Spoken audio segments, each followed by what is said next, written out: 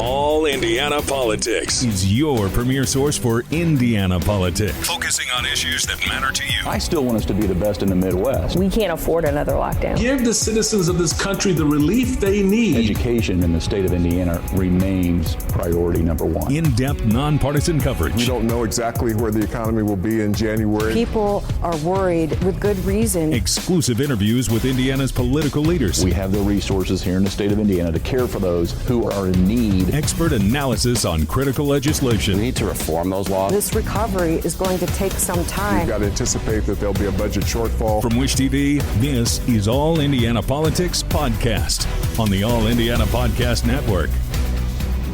Good Sunday morning. Welcome to another edition of All Indiana Politics. I'm Phil Sanchez. One of Indiana's Republican members of Congress is attacking Speaker Kevin McCarthy's treatment of Democrats. Congresswoman Victoria Spartz accuses the new speaker of using the very tactics he once criticized Democrats for using. She spoke with our government reporter, Garrett Berquist. Let's welcome in Congresswoman Victoria Spartz. Congresswoman, thank you for talking to us today. Thank you for having me. You've spoken out quite forcefully over the past couple of days against Speaker Kevin McCarthy's threat to remove 3 Democrats from committee assignments. What compelled you to defend colleagues who are quite different from you ideologically? Well, I want to make sure that this is not my job to defend any of my colleagues, but my job is to defend our constitutional principles, due process, and everyone's rights to be innocent until proven guilty. And I know that Democrats violated this last Congress, but if we believe in the rule of law, we shouldn't do the same. We shouldn't have kangaroo courts, and it makes it look then like a witch hunt. If we have legitimate reason, we have a process. Kevin can file a complaint in the ethics committee, and each member, regardless on their philosophy, has to be entitled to make their case and defend themselves, and the committee make a decision. We should really do that. Otherwise, we'll look like hypocrites. Have you been able to speak with Speaker McCarthy or other members of Republican leadership one-on-one about your concerns? If so, how have those gone? Well, I had some discussion with my colleagues, and I'll be honest with you, a lot of my colleagues have similar concerns, and we, as I said before, we have different hills to die on, and some people are not happy, and we pass it along to Kevin, and we'll see. I mean, he definitely doesn't like to be challenged, but I'll be honest with you, my job here not to please Kevin. My job is to make sure that my party is not going to let the American people down, and we do the right thing. And, I had very limited ability to do it with Speaker Pelosi. I didn't vote for her. I didn't support her. But with Speaker McCarthy, that is my responsibility to hold him accountable. So he will have to make some decisions, and we'll see. We're definitely concerned not just of me, some other members, and we'll see how he's going to react on that, or he's going to try to use a top-down approaches, which I think it's not very wise of him. Do you agree with Speaker McCarthy's demand that any increase in the debt ceiling be combined with spending cuts? Well, I think we need to look at actually how we can, in a smart way, to reduce our spending, because what we're doing while we're on a crash course, we have a ton of funds going bankrupt, but there are a lot of issues. Doing just like a cut, all across the board is actually a very stupid idea, because you will cut some things that are actually important, and then you will, not get rid enough of things that actually are bad. So I think you have to have a smart approach, and I suggested to Speaker McCarthy, we put task forces together. I wrote some bills, healthcare spending. Would you support an increase in the debt ceiling in order to avoid a default on the debt if there were no spending cuts connected with it? Well, I think we shouldn't have that conversation. I think because we're really in a serious situation right now. We are going to be facing very significant challenges in the near future. Some of their funds are going to be insolvent, and then we'll have automatic cuts that will hurt a lot of people in very significant cuts, and we don't want to do that, and we don't want to get there. So I think we need to have a serious conversation, and Democrats should work with us on this issue. And some of the issue, that shouldn't be a political issue. that is, an issue that all Americans will benefit. It doesn't matter if you're Republican and Democrat. Congressman Jim Banks has launched an official 2024 Senate bid. Former Governor Mitch Daniels was on the Hill meeting with Senate Republicans. You have said you are exploring the possibility. Do you plan to launch a Senate bid? Well, I'm going to see what it is. I have a lot of good people very interested for me to do it. And because I understand, I just don't go on TV and talk about how great I am, but I actually pick real fight for issues that are important for we the people, and I deliver. And I understand that Senate is a broken institution doing nothing, and a lot of good legislation and good policy get installed there. And it's very difficult, from outside to really start, make that institution governing. It's very sad for me to see, but I'm going to see, if we have good choices and people can get vetted and tested. I honestly, love our country. It's a great honor, but also always sad. I don't want to be in Washington, D.C. for a very long time because you lose touch of reality. And a lot of these people move to D.C. and they've been here for decades. Was the Biden administration right to provide 31 M1 Abrams tanks to Ukraine? Well, I'll be honest with you, it's the same situation here. We're dragging our feet in a lot of this. We had these tank discussions a long time ago. Issues got politicized and everything else because we want to decide, do we want to have this never-ending wars, or we want to be proactive and provide things much faster? Because the longer the war, the more expensive it is, but the most important, a lot of humans' lives are really going to be destroyed and people are going to die. And I think being proactive and doing things much faster will send much stronger message for President Putin to get to the table and have a serious conversation. Should the United States provide more armored vehicles, including more tanks? Well, I think, it's not just that. It's a combination, a lot of things, have a little bit longer range artillery too, because we always say, it's like, well, we need to really, next time even say we're going to ship them from. We have a lot of intelligence that goes through tweet and TV, and it doesn't have to be really that way, but, we can provide some things that, Russians, not going to be able to adjust it quickly. And right now they pull back because we tell what exactly ranges of stuff we're given, where it's going to be, and shelling and killing a lot of people. And I think some of the stuff, could be it should be a coordination of different things, but we need to take and see what it would take, to deter further aggression and really bring this war to an end. All right, coming up, new numbers are out on how many Indiana college grads applied for loan forgiveness. We discussed the program with Education Secretary Miguel Cardona.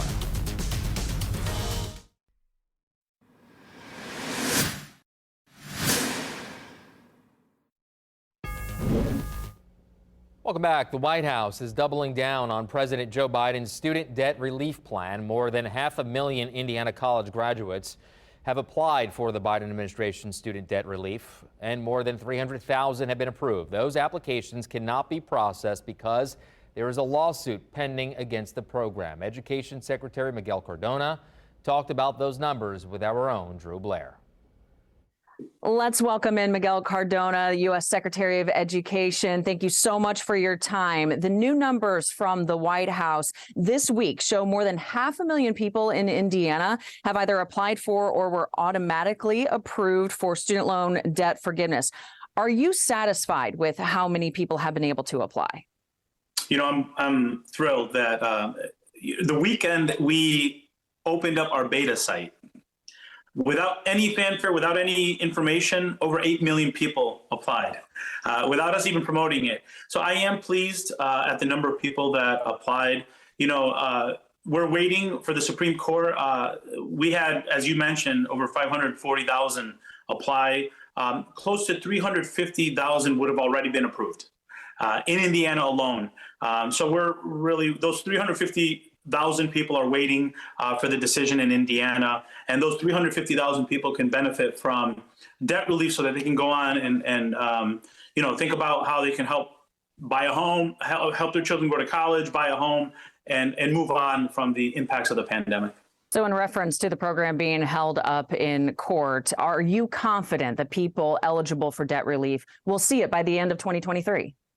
I am confident. Look, I have the legal authority to provide the debt relief that the president announced in August under the HEROES Act. And it's not the first time the HEROES Act was used to provide some support.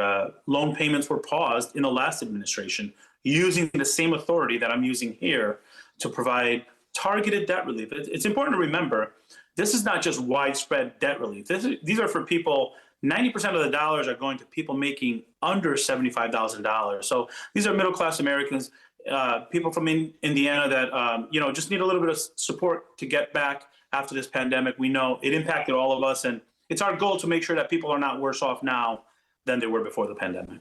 And we have heard some criticism to this program, including from Indiana leaders, Senator Mike Braun, saying it transfers the cost of college to 65% of American workers who did not go to college. How do you answer that? Well, I think Senator Braun is wrong there. Senator Braun, I'm sure, didn't feel the same way when we provided loan forgiveness to businesses to keep their doors open because they needed help. Now, middle-class Americans in Indiana need help, and it's unfortunate that their senator is speaking against 350,000 people in Indiana getting support. Now, we've talked a lot about debt relief, but let's talk about the actual cost of college. Do you think it's time to start thinking of actions to make higher education more affordable? Absolutely, and if you look at our record, this loan forgiveness announcement was only a fraction of what we're trying to do. But going back to the question you said earlier, part of the impetus for this was to prevent defaults. We're doing this because our records show that defaults are going to go up if we don't do something. And, if you go into default or if you go into bankruptcy, you're hurting the local economy as well. So we're trying to get these folks back on their feet, but that also helps the local economy. And yes, to answer your question, college has become unaffordable. And that's unfair to the people in Indiana and people across the country who have the talent, the aptitude to be successful in college, but the cost of it has gotten too high.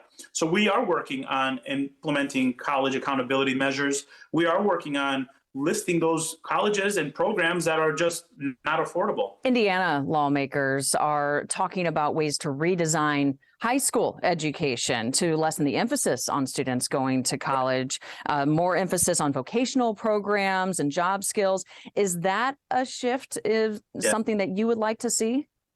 Absolutely. And I want to work with my colleagues on the Hill, Republican or Democrat. This is not a red or blue issue.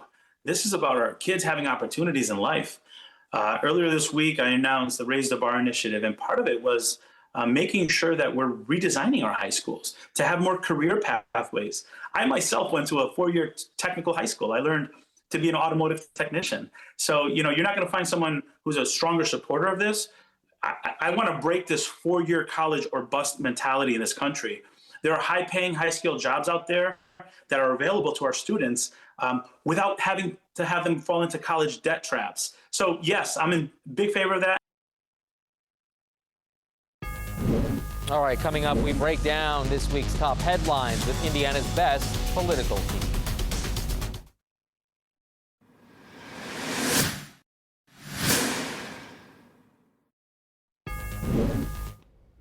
All right, welcome back to All Indiana Politics as we welcome back two members of Indiana's best political team, Democrat Kip Tu and Republican Mario Mussolmani. Good to see you both.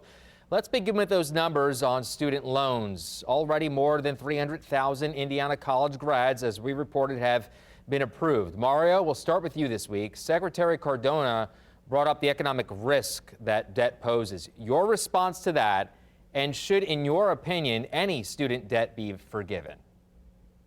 I don't believe it should be forgiven because of the fact that the people that are paying for the student loan forgiveness don't get to benefit in it. A lot of the people that are paying for the student loan forgiveness are people that didn't go to college, and if we are now changing the plate in which, or the environment in which we're going to be dealing with college student debt, we should focus on the fact that prices, tuitions are increasing significantly. We need to focus more on that, not on people that have already made the commitment to go to college and understand the debt that they are taking. Uh-oh, Mario froze there. Kip, we'll let you respond. Yeah, I mean, Mario's my friend, but I think he's about as wrong-headed about this as he is anything. And that is, We all pay for K through 12, all of us. We do it because we think education is an investment in everybody's future, not just the people who are being educated. The same thing goes for college education. We are not the same society we had back in the 1900s. It's a much more sophisticated economy. It's a much more sophisticated society, and we need more education to be able to get ahead and to help us advance. And it's a good investment for all of us to invest in college education or apprenticeship or other things like that, so that people get as much knowledge as they possibly can to help the world get better. I just think it's so short-sighted to go, well, I got mine and nobody else ought to be able to get theirs. We all are in it together when it comes to education. Well, and I disagree, Phil. That's not what I'm saying. What I'm saying is that people made the commitment, made the decision to take out those student loans to go to college. And now they didn't have a choice, Mario. A lot of them didn't have a choice. They wouldn't have been able to go to college without it. But the people that are paying for their student loan forgiveness might have made the decision not to go to college. And it is still not dealing with the problem of the tuition increases are significant over the next couple of years, as they have been in the past. That's the problem. I'll agree with you. I'll agree with you on that part. I do think we need to hit the other side of the equation as well. That much you and I can agree. Gentlemen, it's certainly a divisive issue, and we could probably do the entire segment on this. But I have a couple other things I want to get to. I want to move on to Congresswoman Victoria Spartz's complaints about House Speaker Kevin McCarthy's committee decisions. Kip, how is this any different from some of former Speaker Nancy Pelosi's decisions, such as not seating Jim Banks on the January 6th committee? Well, first of all, I want to thank Congresswoman Spartz for being consistent. It's nice to see. It's rare. And so I have to give her a kudos with regard to that. I do think the two things are distinguishable, however, and so I'm going to be inconsistent. And the difference is that Jim Banks was a person who was trying to minimize what happened on January 6th, and he was going to spend his time on the January 6th committee trying not to get to the bottom of what happened on January 6th, but try to blame Nancy Pelosi and to blame it all on the police, and that was his modus operandi going into it. And so he was going to be someone not trying to get to the truth, but someone to try to score political points. In this instance, Adam Schiff certainly is a highly respected member of Congress, and denying him a seat on committees makes no sense. To that point, Mario, Eric Swalwell and Schiff both have a lot of experience serving on the House Intelligence Committee. So why allow partisan politics to affect who serves on panels as important as this one, sir?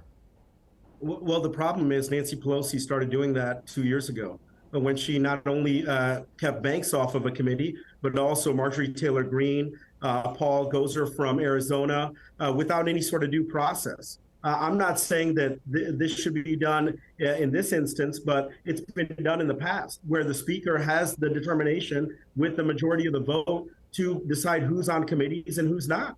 And that's what they're doing in this case, just like Nancy Pelosi started doing 2 years ago. So the Democrats set the precedent. Let me distinguish that. That was select having committee. Any sort of due process, Mario. They did that. Mario, that was a select committee, and Marjorie Taylor Greene was part of QAnon when she first came to Congress. She may have switched her position on that kind of stuff now, but she was an avowed member of QAnon, and she was celebrating January 5th, saying, look what's going to happen on January 6th. It's putting a fox in charge of the hen house. But Kip, along those lines, Representative Omar has been caught in numerous occasions bashing and speaking poorly and talking anti-Semitic language in her dialogue. And that same argument could be made against Representative Omar for her anti-Semitic views and her anti-Semitic rhetoric. Kip, I'll let you respond quickly. I want to move on. Go ahead. Well, I think they're distinguishable. I just want to reiterate that I appreciate Representative Spartz's consistency. Okay. So, Kip, you're fine with her anti-Semitic rhetoric?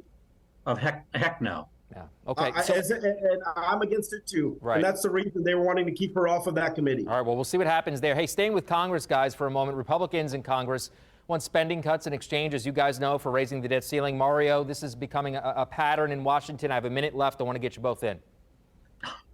This is something the Democrats and Republicans both use as a negotiation tactic. They understand that the debt ceiling is something that has to be approved, and they take it all the way down to the wire. Both the Republicans and Democrats are going to use this as a tool to try and get some carrots out of this agreement. Kip, 30 seconds. I'm really tired of the argument over the debt ceiling. I think we've been doing it for 2 decades now. It's stupid.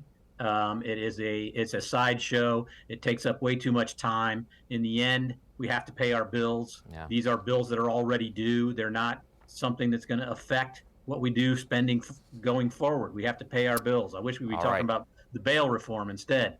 Well, maybe the next show. How about that? Guys, good to see you both. We'll talk soon. Take care. We'll be right back. Yeah.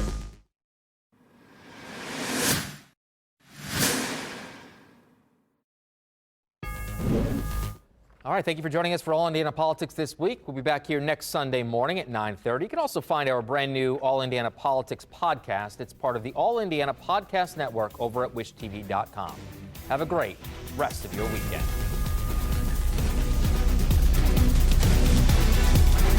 From Wish TV, this is All Indiana Politics Podcast on the All Indiana Podcast Network.